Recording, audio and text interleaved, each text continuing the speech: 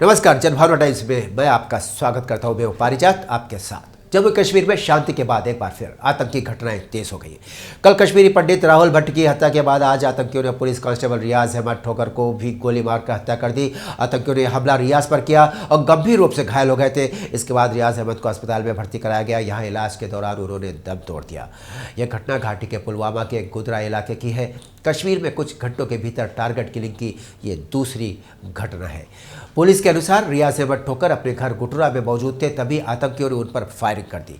इस फायरिंग में गंभीर रूप से वे घायल हो गए। इसके बाद उन्हें तुरंत अस्पताल में भर्ती कराया गया, लेकिन अस्पताल में इलाज के दौरान उन्होंने दम तोड़ दिया।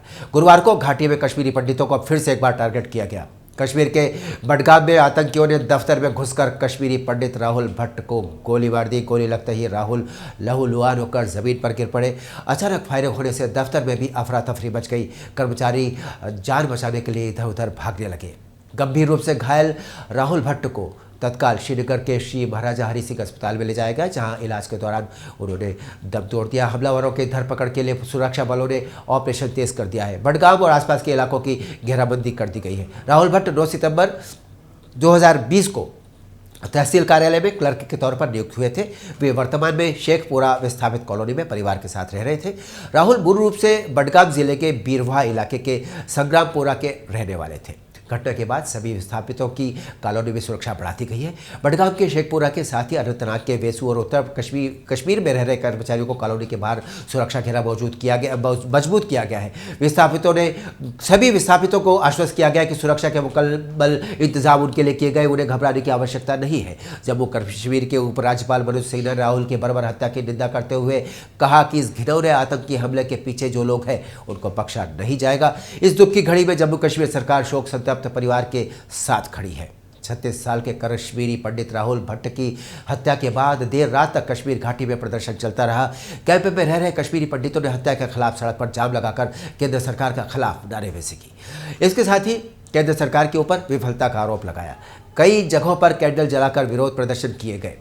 शुक्रवार सुबह बन तालाब यानी आज सुबह बन तालाब में राहुल भट्ट का अंतिम संस्कार किया गया। इस अवसर पर जम्मू के ADGP Mukesh Singh, divisional commissioner Ramesh Kumar और डिप्टी कमिश्नर अवनी लवासी भी मौजूद रहे और इस दौरान उन्हें कश्मीर पंडितों के विरोध का सामना भी करना पड़ा। जम्मू कश्मीर में अपने मंसूबों पर पानी फिरता देखकर आतंकवादी एक बार फिर से टारगेट किलिंग शुरू कर चुके हैं। तकरीबन 3 साल में आतंकियों ने कम से कम 14 गैर मुस्लिमों, गैर कश्मीरियों और कश्मीरी पंडितों की हत्याएं की है। इनमें प्रमुख कारोबारी, सरपंच और बीडीसी सदस्य शामिल हैं। 2 सालों में कश्मीर घाटी में कश्मीरी पंडितों पर हमलों की घटनाएं बढ़ी हैं। इसी साल 4 अप्रैल को शोपियां जिले के चित्राग्राम में दवा कारोबारी सोनू कुमार पर भी हमला हुआ था। पिछले साल नवंबर में श्रीनगर में कश्मीरी पंडित कारोबारी संदीप मावा की कार को निशाना बनाकर हमला किया गया था, जिसमें उनके कर्मचारी की मौत हो गई थी। पिछले साल ही अक्टूबर की बात कीजिए, अक्टूबर में कश्मीरी पंडित दवा कारोबारी एमएलए बिंद्रू की आतंकियों ने दुकान में घुस करके हत्या कर दी थी।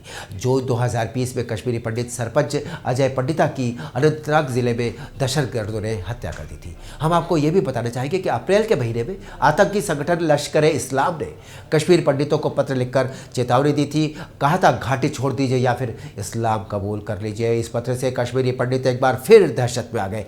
बारामूला में ये पत्र लगभग सभी पंडितों के घर पर भेजा गया। इसके बाद पंडितों ने इस प्रशासन से मिलकर सुरक्षा के पुख्ता इंतजाम की मांग की थी।